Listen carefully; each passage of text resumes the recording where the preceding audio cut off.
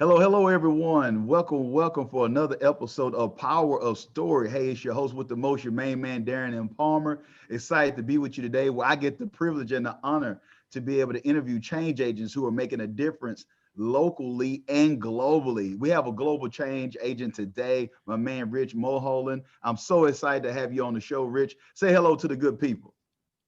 Hello, good people. I'm really excited to be in the show as well. So thank you very much for your time and attention. Awesome, awesome. So Rich is doing us a huge favor. It's close to holiday where he is or whatnot in South Africa. He took time, even during the pandemic, to bless our audience with his presence. So that we want to definitely give him kudos with that as well. But if you don't mind, Rich, some see what you're doing from story to the stage, and some might see the accolades or whatnot. But me, you've been able to talk off air about the evolution and your own personal story. So if you don't mind, I know this is not going to be what we call in the US a lifetime story, but can you share with us a few of the things or some of those aha moments or epiphanies? How did you get on the journey to doing the things that you're doing right now, if you don't mind? So the journey for me was relatively simple. The one thing that's been a common thread throughout my entire life is that I like to solve things. Like that's behind me is a whole rack of board games. I'm obsessed with the idea of solving. Anybody who sees me, I've always got a Rubik's Cube in my hand, and I just love doing this. And from an early age, I realized that entrepreneurship for me was very, very simple. You fix a problem or you fill a gap, and you're solving for something.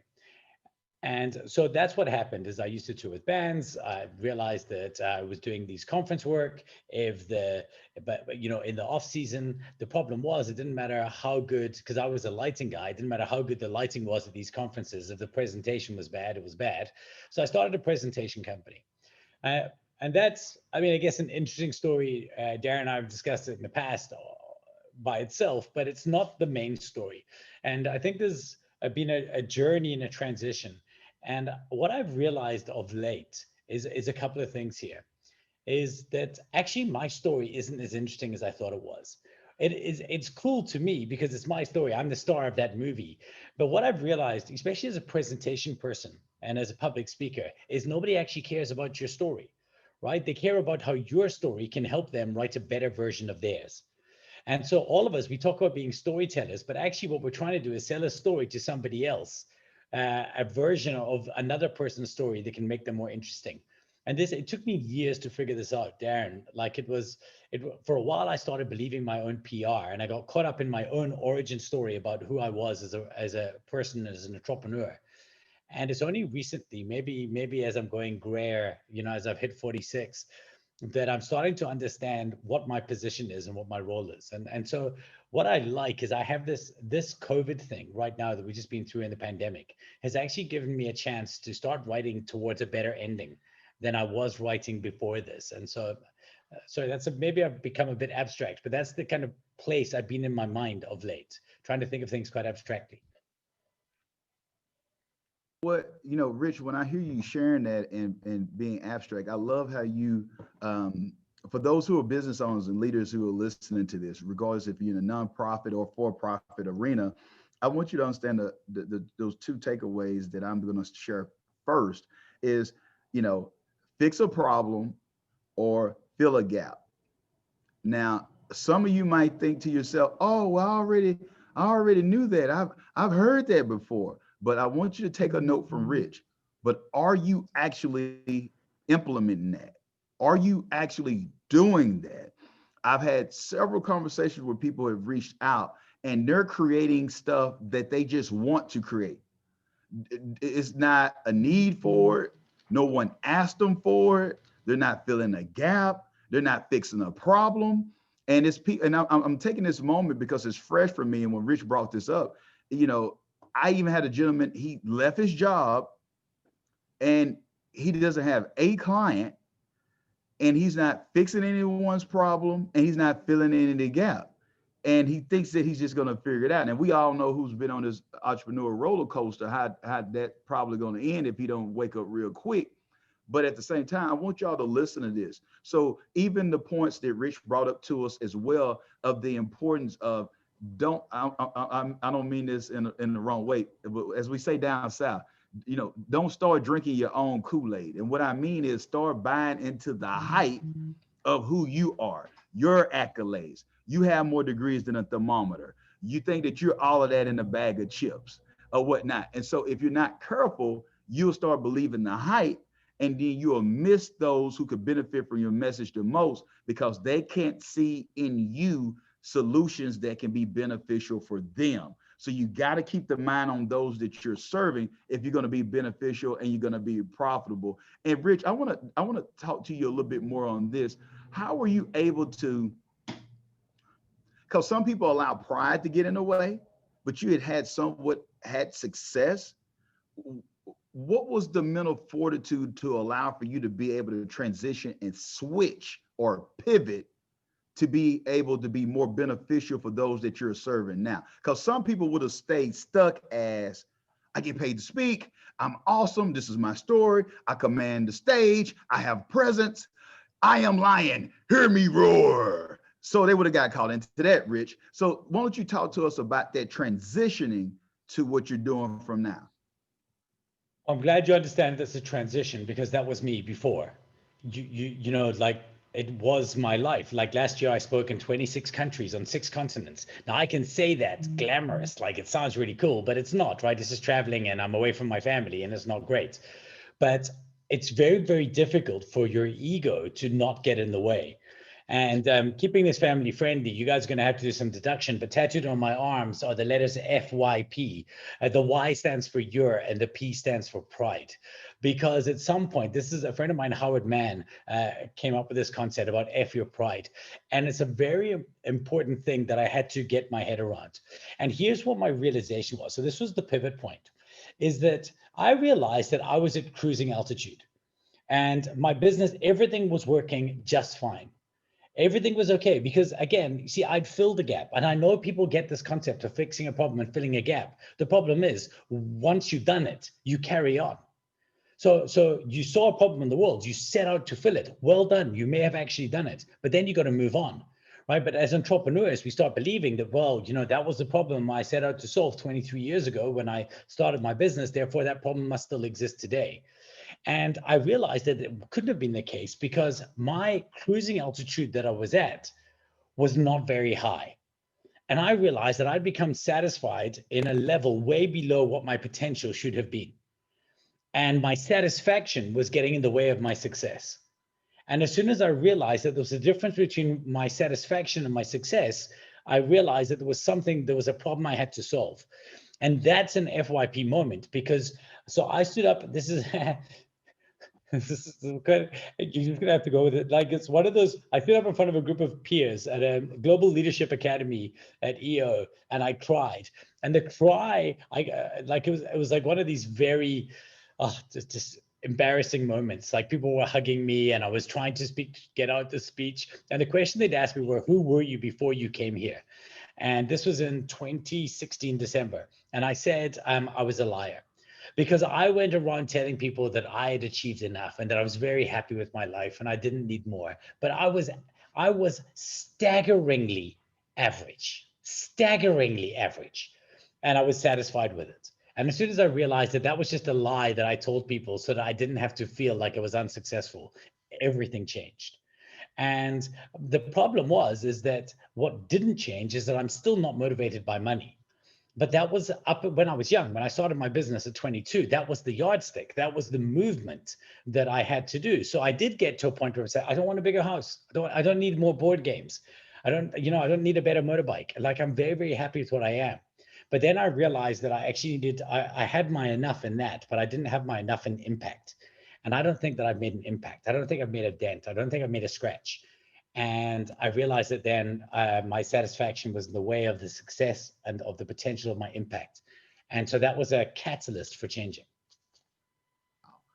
Man, my man Rich hit us in the head. My man Rich said, my satisfaction was getting in the way of my success. I'm trying to tell you, man, I should be in South Africa at a Hillsong church service so I can say amen and hallelujah right now. There you go, Rich. I'm trying to tell you, man, my man is giving us some fire bombs here. I want you to understand it. Where have you said, in that corporate situation where you feeling good now, you like the fattened calf.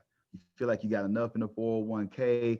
You take the cruise to Mexico. You go and visit Europe a little bit, and you know it's more in you, but you don't want to go to the next level. I'm here to tell you, you have to burn the ships in certain areas and be able to transition, because at the end of the day, yes, we're going to go to that big word. Yes, impact. For those also who are getting upset at us and saying, come on, Rich, come on, Darren, you're talking about money, like money is important. For those out there who caught up on Instagram with the Lambos that you rented and the fake jets that you rented, or you're on the airways or whatnot that you're not even leasing out, hey, I want you to understand this. Where I call it I squared. Wherever you have impact, you'll have income. Don't miss that. Wherever you have impact, the byproduct of that will be income. But if you're more income centric instead of impact centric, then you'll miss the opportunity to have the symbiotic flow. Because when you help enough people get what they want in life, as the old great Zig Ziglar once said, you'll get everything that you want in life, because people understand it. Now, me and Rich just talked about this earlier. We're going to allow this to leak in. Hey, we're giving y'all some stuff behind the scenes with this particular message. Rich was sharing of an individual that he was able to connect me with, that he was working with the individual to help his business, but the law of reciprocity kicked in place. They found out that they were kindred spirits. They were able to be able to build, have the right energy with one another. And now Rich Company is actually utilizing some of the benefits of that service of that individual for his own company, where he's actually doing more investing than what the individual invested in him.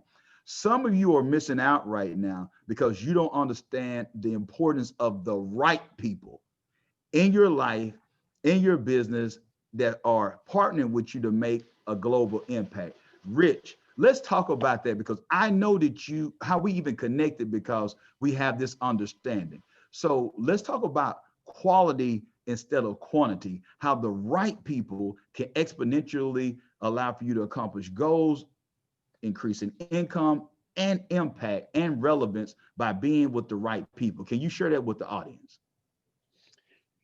Right. I want to go back one step Okay. as well, and then I'm going to come back to this, because Okay. something you said there.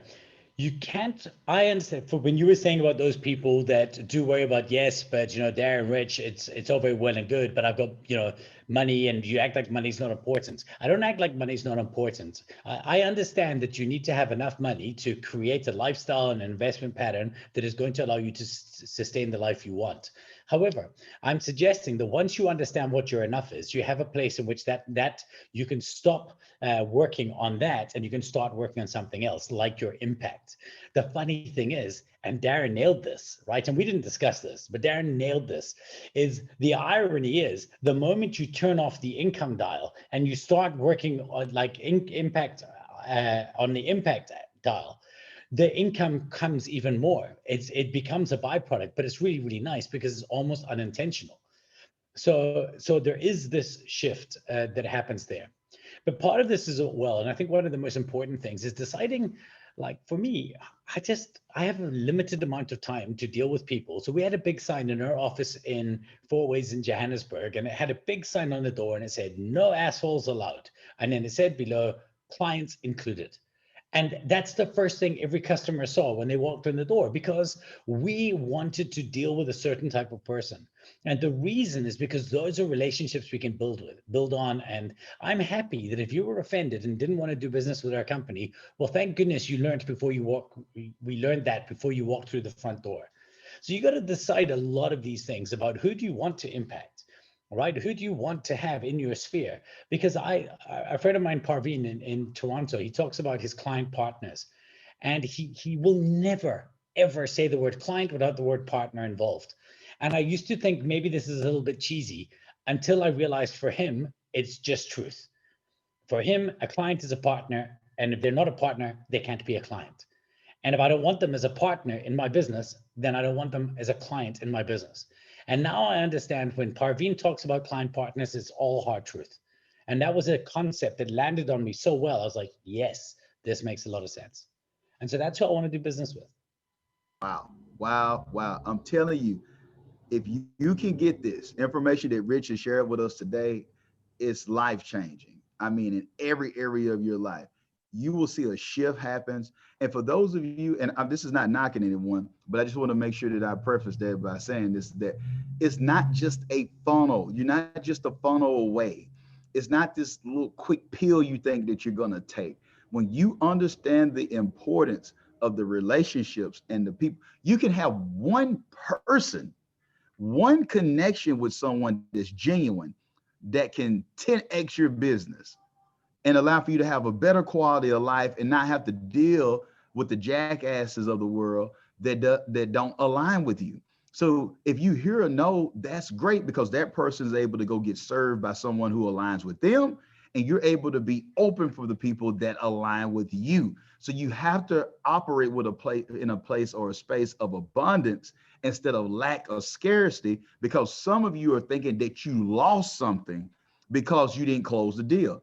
No, you actually are open for the person who's your ideal client. And when you realize that you're not for everyone, that you're an acquired taste, it's going to be beneficial for all parties. And I want you to understand this too as well. And even highlighting, like Rich, for those who are listening to this, there's going to be some things we'll be sharing later on, but we're going to have Rich come on. I know y'all, some of those who keep up with our other shows, you might have seen him on Market Leader Live as well. But some things that we're working on going into 2021 as well, because we want those who are out there who have a story, because we know it's a lot of speakers who tune into this, and those who are looking at growing their keynote businesses or seminars or workshops. More than ever, you need to understand your story to the stage, more importantly. So Rich, could you please, I know you can't go into everything right now, but could you share with them a little bit about what story to the stage is and some of the components of the other tools and resources that you offer?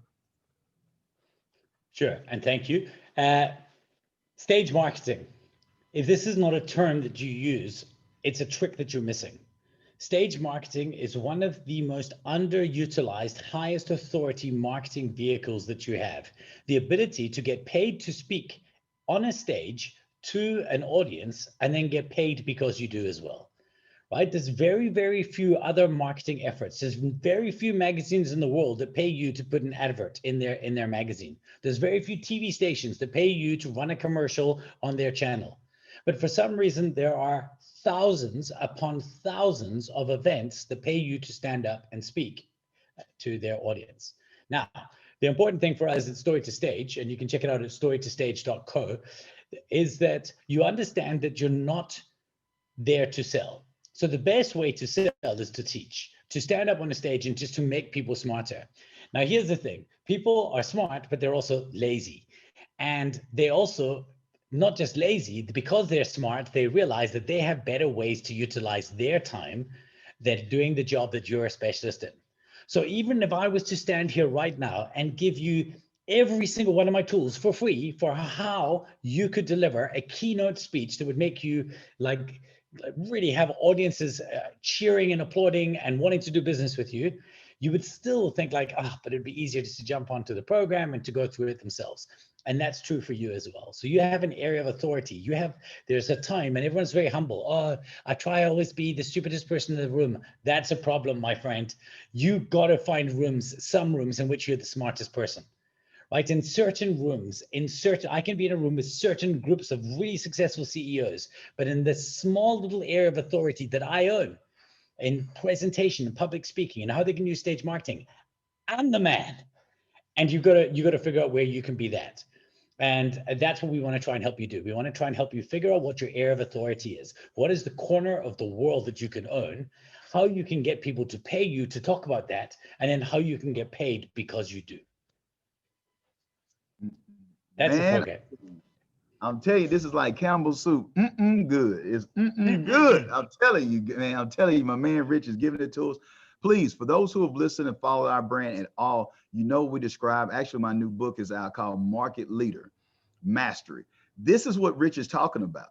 And these are the areas that we cover. But Rich is the man when it comes to how to be able to present and service people from the stage. You gotta add this into your tool bag or whatnot, into your tool belt, because you got to utilize. So many people are missing this opportunity because they're not getting it. And so they're doing all these other things like looking for office furniture, buying pens and pads. They're missing the whole part of the stage. They think that they're going to just do one Facebook ad alone. It's going to take care of them for the rest of them for their lives. You're missing the opportunity, what my man Rich is telling you about. So make sure that you go to storytostage.co and make sure that you connect with Rich, because Rich, I'm going to be honest with you. What you're talking about, I'm not saying this just because you're here. I realized this in my own personal life and also with our company. When I was coming up, that's how I was able to scale so fast, because I understood the importance of the stage. Like you said, where else can you go to get compensated to speak? But while you're speaking, you're in front of a target audience. You have total control, and then you're closing deals while you're on stage. If you know what you're doing, you're closing deals. And now you've built relationships with people that are actually being evangelists for your brand. So even if they don't even invest with you, they know someone who has the budget and resources to invest in you. So you went for one engagement. I came out of there one time just with 4 paid engagements for one engagement, just because of the people that was in the room. And also, let me just add this before we move on with this. Do not be deceived that it has to be a large crowd. Let me say that again for those who are listening. You don't have to be at Madison Square Garden.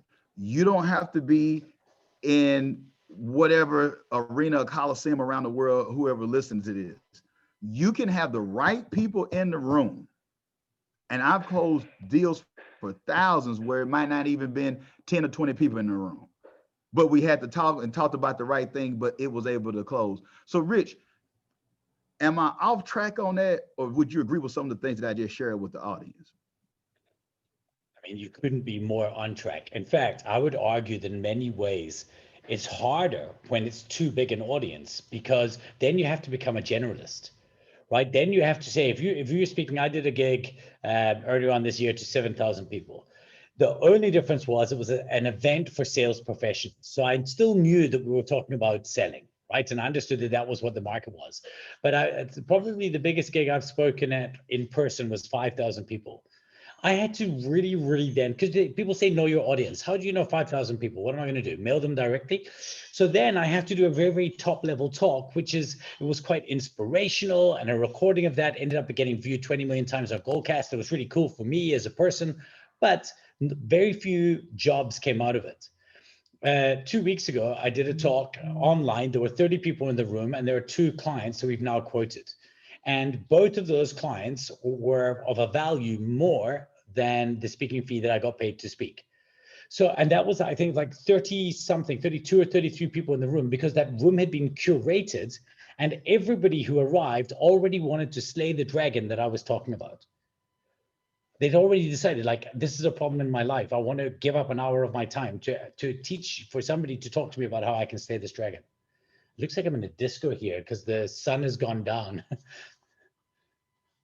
Not a problem, man. We got disco fever over here, Rich. So hey, man, you just keep dropping the value bombs, man. We'll get over that part, But when we're looking at this content, I mean, please don't miss this.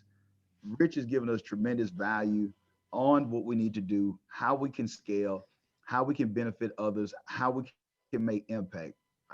That's why you see me bringing him on. Is more. We're going, like I said, we're going to go deeper with Rich, because he has so much to give to us or whatnot, and you can benefit. And so you hear me telling you, I know the thing with the publishing, but this is Rich. For those who are listening to this, and you might say, I'm not a keynote speaker or whatnot, but if you have a team, if you have a staff, if you're a visionary, if you have a nonprofit, if you're looking at getting donations or whatnot, if you have something that you're doing and you need VC or venture capitalist funds or whatnot, you have to understand this importance of communication and utilizing this. If you're married or you're looking to connect with someone at a club, whatever, you gotta understand the importance that conversation rules the nation.